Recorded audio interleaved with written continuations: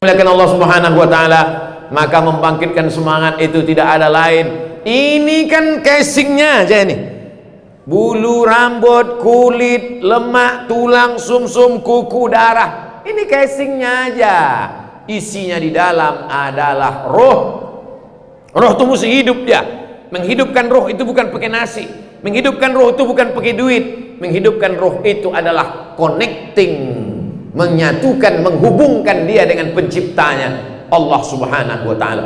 Maka banyak orang itu, kata Nabi, masalul ladzi yazkurullah wal ladzi la yazkurullah, perumpamaan orang yang mengingat Allah dengan orang yang tak mengingat Allah, kamasalil hayy wal mayyit, seperti orang hidup dan orang mati. Siapa itu orang hidup? Orang yang makan. Siapa itu orang yang hidup? Orang yang minum. Siapa itu orang yang hidup? Orang yang berjalan, kata guru biologi. Tapi dalam Islam, orang yang hidup adalah orang yang connecting, mengingat Allah. Itulah orang yang hidup. Ini semua yang hadir ini semuanya hidup. Kenapa? Karena dia mengingat Allah. Adapun orang yang tak ingat Allah, maka sesungguhnya dia mati.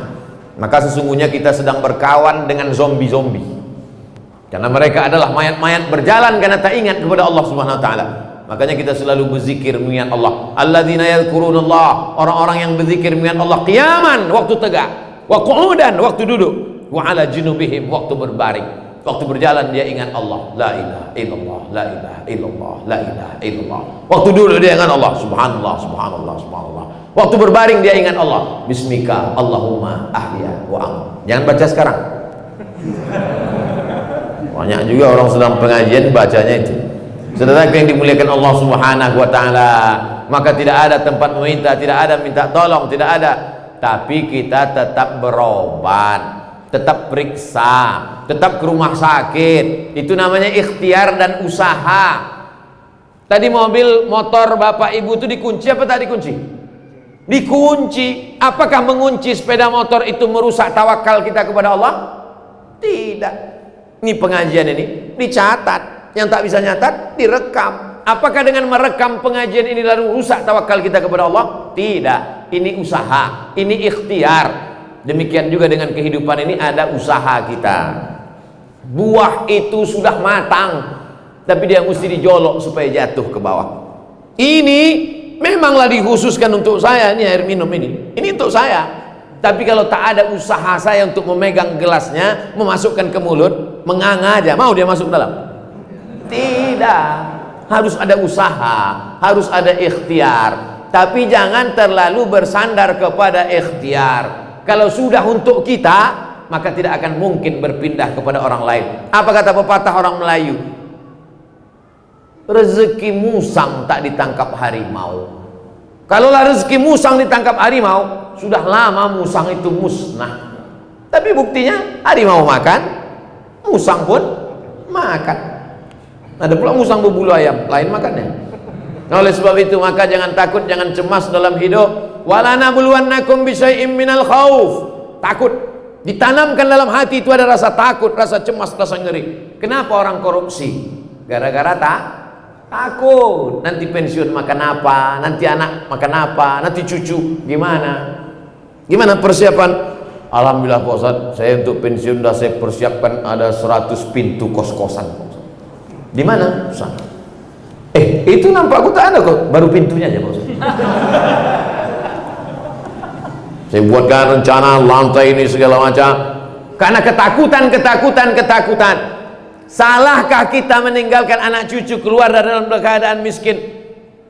Anta da'a warasataka aghniya. Kau tinggalkan anak cucumu dalam keadaan mampu, mapan secara ekonomi, khairun, lebih baik min anta da'ahum 'allatan, daripada kau biarkan mereka miskin, susah, melarat. Kada al-faqru ayyakuna kufran, hampir saja kefakiran membuat orang menjadi kafir. Antara fakir dan kafir tipis, setipis kulit bawang. Tapi jangan gara-gara takut lalu kita menghalalkan segala cara. Alimtu anna rizqi la yakhudhuhu ghairi. Aku tahu bahwa rezekiku tidak akan mungkin diambil oleh orang lain. Kalau sudah rezeki kita berkumpul seluruh orang di dunia ini untuk menghalanginya, tidak akan. Kenapa? Karena itu memang sudah ketetapan Allah. Tapi jangan gara-gara ini besok, saya takut juga menyampaikan model-model begini. Besok semuanya tak ada yang cari nafkah. Bang, abang tak pergi kerja. kalau sudah ditetapkan untuk kita, tak akan mungkin diambil orang. Makanya dengar pengajian itu dengar dari awal sampai akhir. Jangan kau dengar yang potong-potong itu aja. Belilah paket agak 4 giga. Saudara yang dimuliakan Allah Subhanahu wa taala, keyakinan itulah yang ada dalam diri Pak Gubernur. Keyakinan itulah yang ada dalam diri Bapak bisnismen pengusaha kita. Mereka hanya buka usaha, setelah itu dia serahkan pada Allah, dipanggilnya, dijemputnya rezeki itu dengan azan. Jadi saya mampir ke rumah makan, ke restoran, sampai 2 kali waktu sholat, 2 kali azan. Saya tanya, mana musola masjid? Nggak ada Pak Ustaz, azannya di sini. Baru inilah saya dengar ada azan dari restoran. Azan, sholat kami di atas.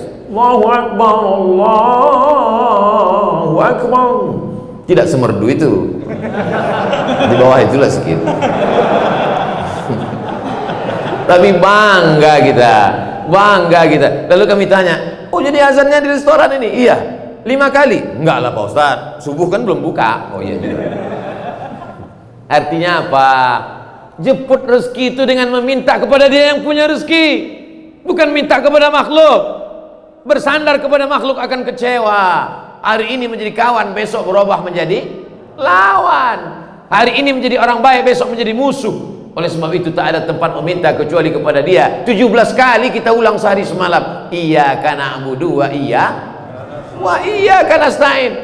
Oleh sebab itu maka hidup ini kita berusaha. Masa lalu tak dapat kita ulang, masa akan datang pun remang-remang tak tahu kita. Masa inilah kita nikmati dengan beribadah. Ada yang bisa menjamin bahwa besok pagi dia masih hidup? Siap-siap. Jadi kalau Ustaz mati besok pagi, selesai, habis tabligh akbar. Kalau Ustaz masih hidup besok pagi, kalau kau hidupkan aku besok pagi ya Allah, tambahkan amal soleh. Kalau kau matikan aku malam ini ya Allah, berhenti dari segala perbuatan dosa. Hidup ini kan cuma singgah sebentar. Ustaz dari mana? Dari Pekanbaru. Mau ke mana? Mau ke Bukit Tinggi. Di mana Ustaz singgah? Singgah ke Medan. Tausiah terakhir di Masjid Muslimin. Habis itu pergi kami ke Bukit Tinggi. Selesai. Say goodbye. Dah. Habis. Hidup ini pun begitu juga. Singgah sebesar di dunia. Habis itu nanti masuk ke liang lahat. Tunggu hari kiamat. Habis itu masuk ke surga. Semuanya yang hadir ini masuk surga insyaallah. Cuman yang di luar itu agak lama sedikit. Tidak, tak ada itu. Pokoknya semuanya masuk surga.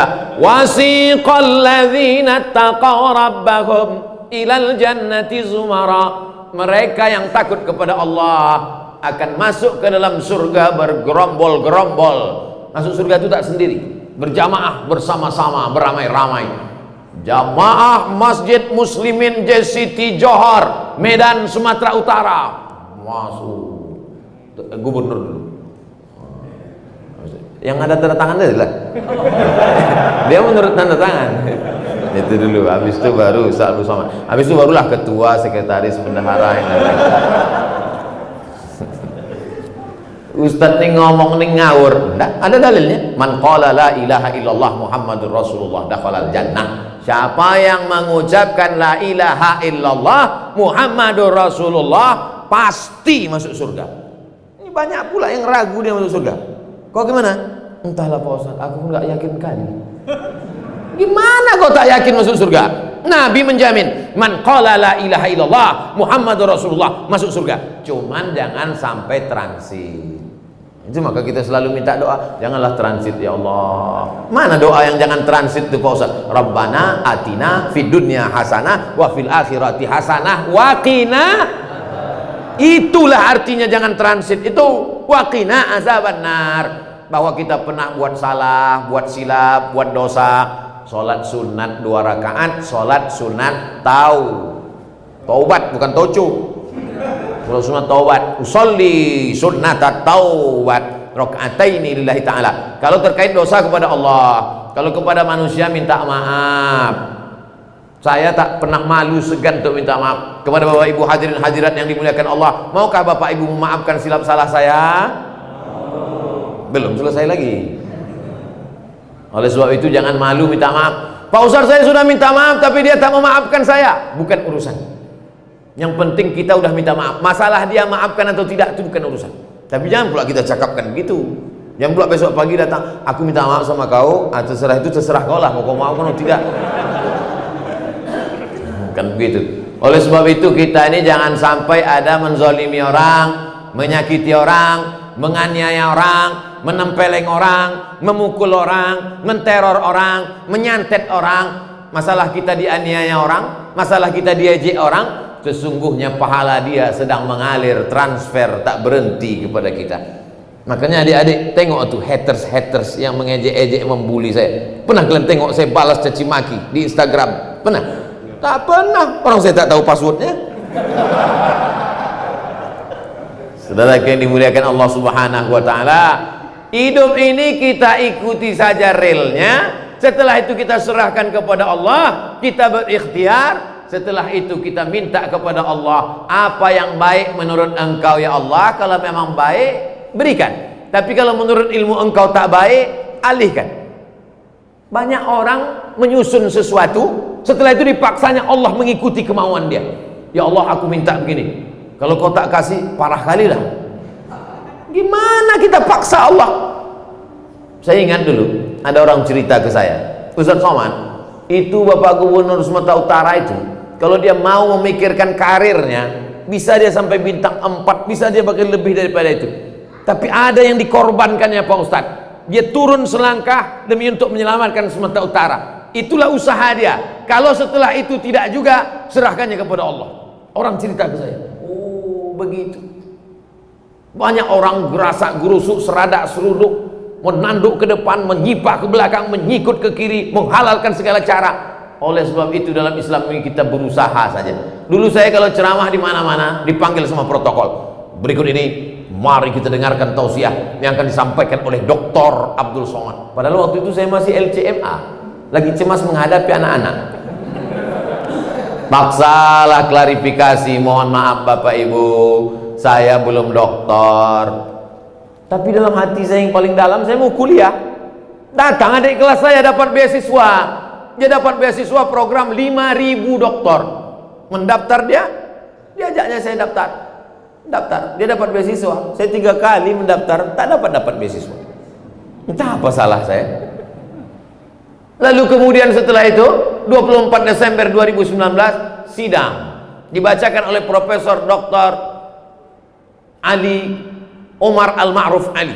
Dengan ini kami bacakan hasil sidang. Abdul Somad mendapat gelar PhD Doctor of Philosophy dengan judul disertasi Syekh Hasyim Asy'ari wa atharuhu wa jihaduhu wa juhuduhu fi khidmati sunnah fi Indonesia dengan nilai cum laude. Wah, viral. Desember. Habis itu bulan Februari pergi saya ke Brunei Darussalam. Datang Pak Rektor Universiti Islam Sultan Syarif Ali.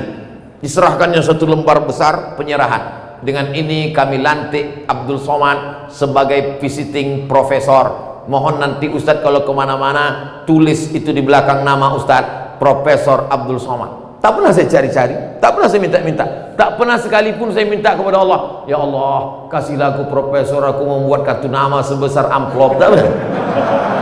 Sampai sekarang saya tak punya kartu nama, tak ada kartu nama. Makanya sekarang segan kadang kalau jumpa sama pejabat itu, ini kartu nama saya Pak Ustadz. Tak kartu nama sampai sekarang. Karena kalau saya buat panjang sekali itu, Datuk Seri Ulama Setia Negara Kai Jaga Mangkudilaga Profesor Dr. Abdul Somad LCD SE PhD MA. Panjang kali, 2 kali 3 baris. Tapi di mana-mana saya minta supaya tulis pendek saja, 3 huruf cukup. UAS. Ini deh. Ini dikasih orang. Saudara yang dimuliakan Allah Subhanahu wa taala, saya cerita ini ke anak-anak bapak, ke anak ibu untuk motivasi dia supaya belajar. Aku tak perlu mengenalkan diriku kepada lovers karena mereka mencintai aku. Dan aku tak perlu menjelaskan diriku kepada haters karena itu tak merubah keyakinan mereka terhadap aku. Tapi perlu kuceritakan kepada anak-anakku untuk membangkitkan semangat mereka belajar. Tuntutlah ilmu walau ke negeri Cina. Kenapa disebut negeri Cina? Karena itulah negeri yang paling jauh dari kota Makkah, dari Nabi Muhammad SAW. tapi ada makna kedua, karena peradaban yang luar biasa. Waktu itu kertas. Ada Bapak Ibu mendengar Quran itu ditulis di kertas zaman Nabi? Tak ada. Kertas ditulis di pelepah korma, kertas ditulis di tulang onta, kertas ditulis. Waktu itu yang ada kertas adalah di negeri Cina. Nabi ada menyebut utlubil ilma walau bisin, sin, karena waktu itu mereka membuat bubur kertas dari bambu. Bambu itu mereka buat bubur, lalu kemudian dijemur kering, itulah dia menjadi kertas. Lalu kemudian datanglah masa berikutnya, Quran ditulis di kertas, sampailah kita hari ini. Jadi jangan bayangkan Quran itu turun dari atas langit, kertas turun. Enggak. Quran itu adalah suara yang masuk ke telinga Nabi. Setelah itu Nabi membacanya, didengar oleh sahabat Nabi. Sahabat membacanya, didengar oleh tabi'in. Tabi'in membacanya, didengar oleh tabi'in. Sampailah ke guru-guru kita, sampailah ke kita hari ini, sampailah ke qari tadi. Oleh sebab itu ayat yang pertama turun, kita disuruhnya selalu membaca, baca dan membaca. Tengok bule-bule itu di airport menunggu pesawat, baca aja. Orang kita tebal betul buku untuk bantal intikam. Saudara yang dimuliakan Allah Subhanahu wa taala, maka masa depan ini adalah bagi orang yang punya semangat luar biasa. Tapi kalau sudah semangat ini tak ada, duit banyak, kehilangan semangat. Angka bunuh diri terbesar di dunia bukan di Afrika, negeri yang miskin susah melarat. Nah, angka bunuh diri terbesar di dunia bukan di Indonesia. Angka bunuh diri terbesar di dunia di Amerika. Orang-orang kaya bunuh diri karena putus asa, bukan putus belanja. Putus asa. Diminumnya, mati. Menabrakkan mobil, mati. Terjun dari atas gedung bertingkat, mati. Dan mereka bawaannya ketakutan aja. Orang di Amerika tuh bawaannya takut, cemas. Kalau dia duduk-duduk di tepi pantai takut. Apa yang ditakutkannya? Naik makhluk dari dalam laut itu, namanya Godzilla. Kalau dia duduk-duduk tengah malam depan rumah nengok langit, takut. Apa yang ditakutkannya? Turun makhluk yang ngencas itu, alien. Menengok mobil parkir pun dia takut. Takut dia mobil ini berubah jadi makhluk, transformer. Makanya mereka kena penyakit tak bisa tidur malam. Nama penyakitnya insomnia. Kita tak ada. Tak ada kita. Tak ada rasa takut itu dalam hati kita. Malah berapa banyak orang tertidur aja bawahnya. Mereka naik mobil mewah, Mercy, sampai tak tumpah air minum. Tak bisa tidur. Kita naik Sudako kelewatan gang.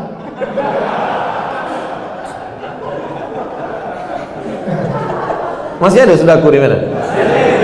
Alhamdulillah. Mereka tak bisa tidur 2 hari 2 malam, sampai makan, sampai pakai narkoba baru bisa tidur. Kita enggak. Asal nampak muka Ustaz tuh menguap. Kecuali jamaah Masjid Muslimin JCT. Tak ada, dari tadi gue tengok semua. Apalagi yang berdiri-berdiri itu. Cuma mau ngantuk berdiri. Masya Allah, tabarakallah. Tadi saya mulai ceramah ini jam 9 kurang 15. Nanti 10 menit lagi jam 10 kurang 15 baru saya jawab pertanyaan. Belum habis sudah nampak kartu kuning. Saudaraku yang dimuliakan Allah Subhanahu wa taala, judul yang dikasih sama saya, bagaimana membangkitkan semangat. Karena kalau sudah semangat, orang Melayu itu kalau dia semangatnya turun dibuatnya tepung tawar. Kalau orang Aceh namanya pesejuk, kalau orang Batak namanya upah-upah tondi. Sama, diambilnya beras dikasihnya kunyit, horas gitu dia. Diambilnya air di gini-gini kan ya. Itu kata dia untuk membangkitkan semangat. Itu tradisi, local wisdom. Tapi sebetulnya di balik itu adalah ingin memberikan semangat. Dikasihlah ayam, lalu kemudian dipanggang, kasih pulut kuning, diangkatkan kepalanya, semangat kok ya, semangat ya, kata dicuruskan. Apa tak semangat, sebesar-besar ini suapnya, megap-megap kan tuh saking semangat. Anak-anak sekarang caranya tidak lagi pakai balai-balai itu. Apa dibuatnya untuk ngasih semangat? Surprise. Pas hari ulang tahun buka pintu, wah, diikatnya tiang listrik. Pas hari ulang tahun dipukulkannya telur busuk kepala, siram air comberan, koslet mati. Bukan begitu cara membangkitkan semangat. Membangkitkan semangat itu adalah beribadah. Membangkitkan semangat hidup adalah menengok orang mati. Tadi saya ziarah ke makam. Dulu kerajaan Delhi ini sultan, dipimpin oleh sultan. Tapi dalam bidang agama dipimpin oleh mufti. Kalau bidang negara dipimpin oleh sultan. Di bidang agama dipimpin oleh mufti. Muftinya tamat langsung dari Masjidil Haram. Namanya Syekh Hasan Maksum. Siapa namanya? Syekh Hasan Maksum. Lalu kemudian Syekh Hasan Maksum ini punya murid namanya Syekh Muhammad Arsyad Thalib Lubis. Tadi saya dibawa ziarah ke makam di Sungai Kerang, dekat sungai. Kalau disuruh cari tak ingat saya lagi. Sampai di situ duduklah saya di makam. Oh, Tuan Syekh, tertulis di nisan, meninggal tahun 1972. Dulu waktu saya sekolah di Muallimin Al-Wasliyah Medan, Jalan Sisingamangaraja, Komplek Unifa, kami belajar ilmu istilah hadis, hadis sahih, hadis dhaif, hadis hasan, hadis maudhu. Itu yang menulis kitabnya, itulah yang punya kubur. Itulah yang ada di kubur itu. Syekh Muhammad Arsyad Thalib Lubis menulis kitab ilmu hadis pakai bahasa Arab. Padahal Lubis itu marga orang Arab atau orang Tapanuli Selatan? Absen. Mandailing Natal, tapi menulis kitab pakai bahasa Arab. Abdul Somad sekolah di Arab, kitabnya bahasa Indonesia.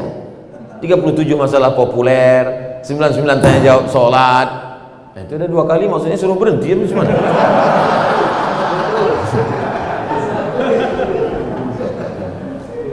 Saya tanya di mana anak-anak almarhum ini? Tinggal 1 lagi Pak Ustadz di Jakarta. Rumah almarhum di mana? Masih ada lagi Pak Ustadz, mau dijual dijadikan museum. Ternyata kalau kita meninggal dunia habis, tapi bukunya masih ada. Dan tak berhenti orang Sumatera Utara ini mendoakan dia. Jadi lama saya berpikir, 72 beliau meninggal, 2 tahun lagi berarti setengah abad, 50 tahun sudah meninggal, tapi orang masih ziarah ke makamnya, orang masih mendoakannya. Pergi pula kami ke Maktab Islamiyah Tapanuli, tempat berkumpulnya dulu ulama-ulama di Sumatera Utara sebelum berdirinya Al-Jamiatul Wasliyah. Nampaklah gambar Tuan Syekh Muhammad Yunus HM Yunus yang memberi nama Al-Jamiatul Wasliyah. Nampak pula di situ gambar Syekh Ismail Banda. Nampak di situ gambar Tuan Syekh Abdurrahman Syihab. Nampak di situ gambar Tuan Syekh Muhammad Arsyad Thalib Lubis. Berkumpul ulama-ulama Sumatera Utara. Sumatera Utara ini tanah yang subur, maka datanglah orang dari berbagai negeri kemari. Semua orang paling lengkap dari mulai atas, Aceh, Sumatera Utara, Riau, Sumatera Barat, Jambi, Palembang, Bengkulu, Lampung, yang paling lengkap semua orang ada di Sumatera Utara. Di mana ada gula, di situ ada semut. Semua suku ada di situ. Bukan cuma lokal Indonesia, datang dari negeri. Untuk yang dari India, ada kampung Kelik. Tersinggung orang itu marah, jadi robaskan namanya kampung Madras. Tak boleh. Lalu kemudian sampai hari ini masih ada lagi rumah Chong Api. Makanya saya pernah diwawancarai oleh VOA Amerika. Bagaimana itu tentang orang Islam bisa menjaga keberaneka-ragaman, tentang bagaimana orang Islam di Indonesia bisa menjaga. Saya bilang, kalian kalau cuman mencari berita melalui internet tak bisa, banyak isunya, banyak hoaxnya. Kalau kalian mau tahu bagaimana orang Islam bisa hidup berdampingan dengan non-muslim, datang kalian ke Medan. Kalian tengok rumah Chong Api, kalian tengok kampung Madras, kampung Keling, kalian lihat bagaimana keberaneka-ragaman. Datang kalian buat penelitian. Masih ada rekamannya, cari di channel Ustaz Abdul Somad Official. Subscribe, like, and share. Saudara yang dimuliakan Allah Subhanahu wa Ta'ala, jadi Sumatera Utara ini tanahnya subur, tidak hanya mengeluarkan tembakau Delhi, tapi juga mengeluarkan ulama-ulama. Maka zaman berzaman, zaman berganti, di masa akan datang saya tetap positif. Dari Medan, dari Sumatera Utara akan lahir orang-orang yang berprestasi. Kenapa? Anak-anak inilah penerus kita insya Allah. Jadi tetap semangat. Jangan sampai Bapak Ibu kehilangan semangat.